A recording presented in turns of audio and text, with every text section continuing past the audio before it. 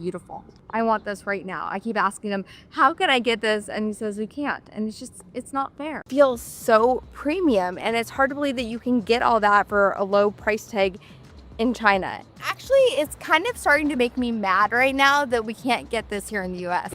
Well, I'm still waiting for the Chinese EVs to sweep away all the Japanese dominance in the car market in Southeast Asia. Because right now, in in the streets of Bali, you still see mostly Japanese cars. But I'm not. I'm starting to see more and more Chinese cars lately. Maybe because I've been paying attention. First it was Wuling, and recently I noticed more BYD, and I also just saw another Cherry SUV recently. So I mean, I'm hoping, I'm waiting for the Chinese tsunami to sweep away the Toyotas and the Nissans and the Mitsubishis. I mean, I think you don't have to wait too much longer, hopefully, because the Chinese EV makers will keep getting larger in Indonesia. Like at a certain point, I think probably by 2026, early 2026, their factory in Indonesia open. And what happens typically is BYD only really lowers prices to a point that just kills the Japanese competition once it's factory open in those countries. And so yeah, if you wait another year, you're gonna get some really great deals on whether it's PHEVs. I think PHEVs make the most sense in a lot of these Southeast Asia countries where the network hasn't been built up yet.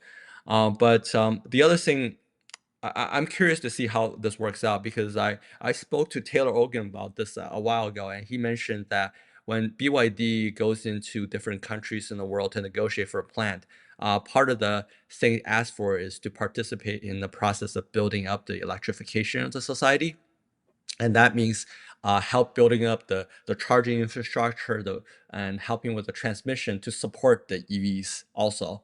So I wonder if you're gonna start seeing a lot of like BYD inspired charging stations popping up around Indonesia and Thailand and Malaysia and all these places over the next 5 to 10 years.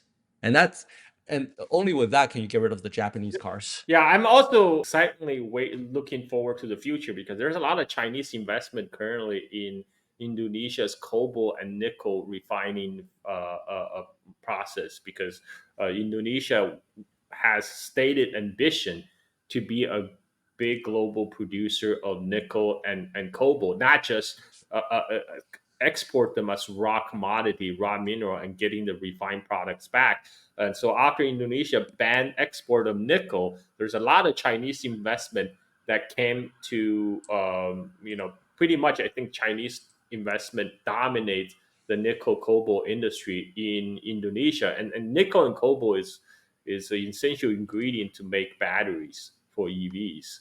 And so I'm hoping for once these Chinese battery makers and Chinese nickel cobalt processing plants are in place. Once the ecosystem is in place, that the price will come down a bit in Indonesia because it will be cheaper. Yeah, I think it's gonna happen quite probably it's gonna happen a lot quicker than you would think because you know the Japanese like over time they haven't really made much movement. They're known for their slow and reliability, right? Where China has just been on like some kind of warp speed when it comes to auto development, and that's how in the China market itself, you went from probably like under 40% domestic market share of the domestic automakers to more like 65% at the moment.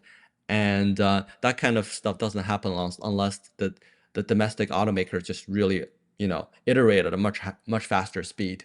Yeah, I'm looking forward to that because I'm looking to buy a EV. For me, I don't need a super long range because I live in a small island of Bali. So for me, it's more like a commute car within 20-30 minutes range from my house. For me, like a small EV would be more than sufficient. Yeah, so something like a Seagull would work really well in Bali, where the roads are the roads lanes themselves are not tiny, but you have three rows of car on two-lane roads, and then and you're waiting in traffic most of the time. So having an EV is actually so much better than having a gas car that's like still blowing smokes while you're waiting in traffic. I'm still waiting for the BYD to bring Seagull to Indonesia market, and I don't know why they haven't done it yet.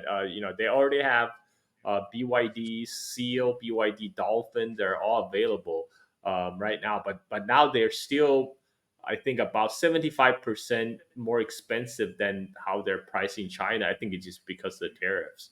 I'm hoping like the price will come down once the BYD expand production. But I hope they bring Seagull to Indonesia as soon as possible, because I think for its price range and what it offers really makes sense for the Indonesian market.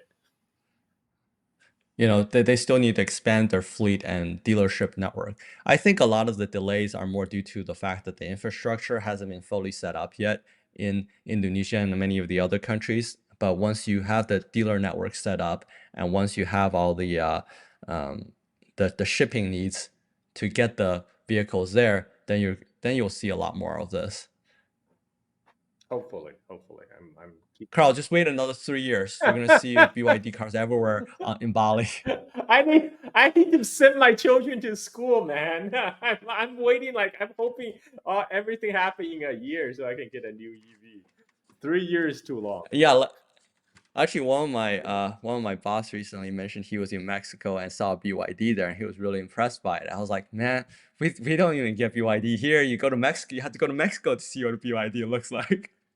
Yeah. I actually just saw auto review, American auto reviewer. She reviewed Xiaomi SU7 and MG, and she was so excited. She's like, "Why can't we have them in America?" Feels so premium, and it's hard to believe that you can get all that for a low price tag in China. Actually, it's kind of starting to make me mad right now that we can't get this here in the US. Well, she was test driving them. I think was a showroom, but they can't sell in US. They don't sell in US.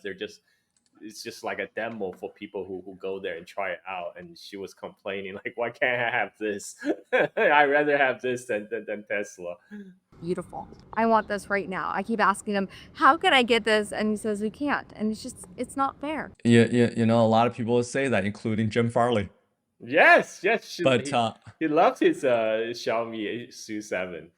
He has a Xiaomi, and right? actually, I think he does. I don't like talking about the competition so much, but I drive the No. Xiaomi. We flew one from Shanghai to Chicago, and I've been driving it for 6 months now, and I don't want to give it up. And actually, recently you saw Xiaomi is very soon gonna come up with their own like Model Y competitors soon. So yeah, I think Tesla will be fine in China, but it's gonna face a lot of competition over the next few years, and we'll see what happens to them. But a lot of the Germans are in trouble though, Hmm. Is that because and this is another yeah. they lag behind in software? Their software sucks, and also their move too slow. I think that's a kind of the problem with the legacy automotive industry. They just can't move as fast as China. I'll give you an example. In China now, everyone's basically using the flat blade type of batteries, and all the new cars are coming out with that. And BMW made a decision maybe like a year or two ago, saying we're going to use cylindrical battery from CATL because that's what they used back then. And now even with this move to blade battery, they have not made any changes because it's just decision making just takes so long for the Germans that the models they're talking about are like for 2026, 2027. I'm like, you guys might not even be around by 2026, 2027 in China. But don't they have a lot of joint ventures with Chinese firms, and they have like a partner with a lot of Chinese suppliers? Like, I mean, I understand they have somewhat of an integration with the Chinese suppliers and their Chinese joint venture partners. No. They do, and it's kind of hard to say what's going to happen to their JV partners. But their entire dealership network in China is collapsing at the moment, and you can see what's happening in Germany with Basically, I think there's been a layoff of 50,000 workers from the auto industry recently. Wow. And 50,000 auto workers in Germany, that's like anything higher is going to have society issues. Well, Germany already have a lot of society issues. They have more problem than just not catching the latest leap in the auto technology. At 50,000, that's a lot. That's a lot in a country German size, and it's causing problems in the other sectors also. So, and I'm not talking just about Volkswagen. Volkswagen is the most well-known one, but all the tier ones like Bosch, ZF, these guys, Continental, these guys are all cutting back workers. And part of the reason is the European economy is not doing great. The energy cost is much higher now. The labor cost is too high. But also, they used to have a China operation that can, fund the lower margins on these European market. But now the China's margin is below. If the Chinese margin falls below the European one, that's a huge problem for them. Well, that